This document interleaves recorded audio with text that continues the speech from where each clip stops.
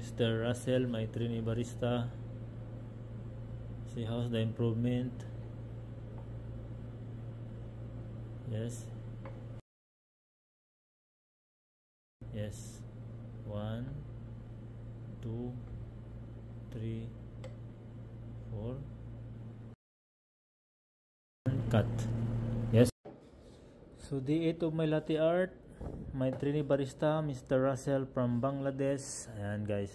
So nakapag latte art na siya guys ng tulip, no? Sa 8 days niyang pag-stay sa akin sa latte art workshop. So yan guys, no? Nasabi ko nga hard work talaga to siya, si Mr. Russell. Nakapag latte art na siya ng tulip, no? Yung latte art na tulip, very easy na ngayon. 8 days lang yan guys. So mga masters, kailangan ko lang i-finalize lagi ang kanyang latte art skills kasi na-unlock niya na, no? Hindi na kailangan pahabain pa ang araw sa pag-latte art kasi marunong na siya mag-foam, steam at latte art. So kailangan natin start na sa coffee shop, no? Para mag-step up siya ulit. So ayan yung latte art niya.